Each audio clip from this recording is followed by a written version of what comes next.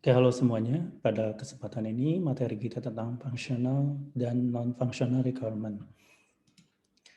Nah, functional requirement itu adalah menggambarkan fungsionalitas sistem atau layanan sistem. Jadi sangat tergantung dari jenis perangkat lunak, pengguna sistem, dan jenis sistem di mana perangkat lunak tersebut digunakan.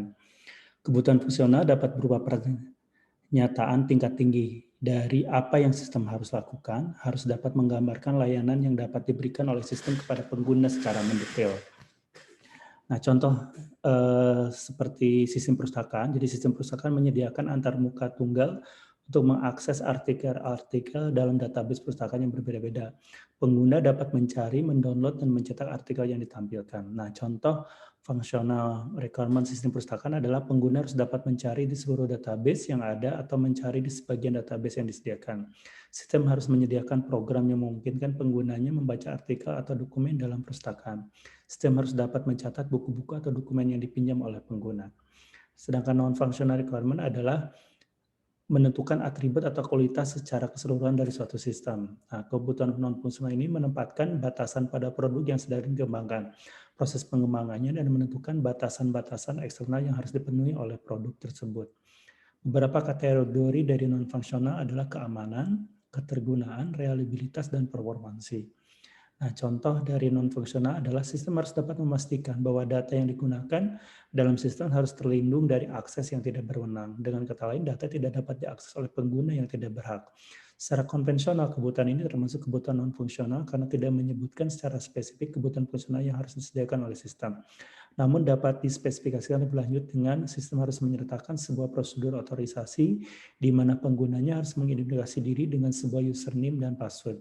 Hanya pengguna yang memiliki wewenang melalui prosedur ini yang dapat mengakses data dalam sistem.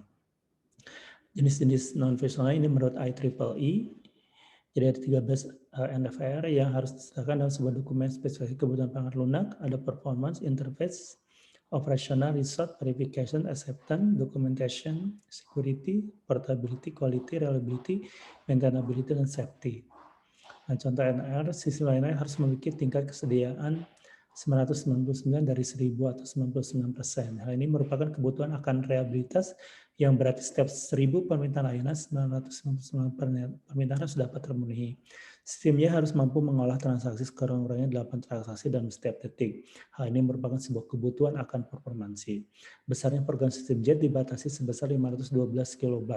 Hal ini merupakan kebutuhan sumber daya atau resource yang menentukan ukuran memori maksimum sistem tersebut. Nah, untuk mengidentifikasi NAR dapat dikenali dari keinginan, kebutuhan, atau kepentingan dari para stakeholder. Keinginan, kebutuhan, atau kepentingan tersebut umumnya bersifat non-fungsional. Ada tujuan bisnis, karakteristik sistem, keamanan, performa, fungsionalitas, dan perawatan sistem. Hubungan antara kebutuhan user, kemudian juga kepentingan dan NFR. Jadi ada kebutuhan fungsi yaitu kepentingannya kemudahan penggunaan, otorisasi akses, kemungkinan kegagalan sistem ini berkaitan dengan usability, security, dan reliability. Performansi pengguna sumber daya ini berkaitan dengan efisiensi, verifikasi performa, variability, kemudahan antarmuka, interoperability. Sedangkan perubahan, kemudahan perbaikan, ini berkaitan dengan maintainability, kemudian perubahan ada flexibility, kemudian transport atau lokasi penggunaan ada portability, dan kemudahan dalam meningkatkan kapasitas dan performa ini ada expandability. Nah, performance memberikan batasan mengenai kecepatan operasional sebuah sistem, kebutuhan akan responnya, kebutuhan keluaran, dan kebutuhan akan waktu. Security kaitannya dengan sistem ini untuk menjamin akses ke dalam sistem tanpa otorisasi, tidak dimungkinkan, memastikan integritas sistem dari kecelakaan atau kerusakan. Contohnya, data hanya dapat diubah oleh administrator sistem, seluruh data harus di-backup setiap 24 jam, dan hasil backup-nya disimpan di lokasi yang berbeda dengan sistem. Seluruh komunikasi antar klien server harus dienkripsi. Usability terkait dengan penentuan antarmuka dan interaksi pengguna dengan sistem. User manual yang terstruktur, pesan kesalahan yang informatif, fasilitas pertolongan dan antarmuka yang konsisten dapat meningkatkan kebutuhan usability ini. Safety umumnya diasumsikan sebagai seluruh kebutuhan yang terkait dengan keamanan sistem. Umumnya sangat berhubungan dengan kebutuhan untuk memastikan keamanan dalam operasional sistem, kebutuhan untuk melindungi sistem, kebutuhan untuk menghindari kecelakaan dalam sistem maupun dalam menggunakan sistem, Penggunanya seringkali bergantung dengan budaya dan perilaku dalam organisasi. Nah, contoh kebutuhan safety adalah sistem tidak mengizinkan pengoperasian alat atau perangkat kecuali terdapat petugas di lokasi. Sistem tidak boleh memberikan obat kepada pasien dengan dosis yang lebih dari yang diizinkan oleh dokter pasien yang bersangkutan. Sistem tidak boleh beroperasi jika suhu di luar ruangan berada di bawah 4 derajat Celcius. Petugas yang melaksanakan proses perawatan sistem harus menggunakan gelang antistatik selama berada di dalam ruangan. Petunjuk penulisan requirement. Gunakan format yang standar dan gunakan pada seluruh kebutuhan yang dituliskan. Gunakan bahasa yang konsisten dan tidak membingungkan atau ambigu. Gunakan kata harus pada kondisi kebutuhan yang memang harus dipenuhi oleh sistem dan gunakan kata seharusnya atau sebaiknya untuk menuliskan kondisi kebutuhan yang diinginkan. Hindari penggunaan bahasa yang terlalu bersifat teknis dalam penulisan requirement.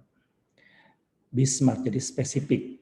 Spesifik dan detail, dapat diukur, dapat dicapai, realistis, dan berwujud atau dapat diwujudkan untuk requirement-nya.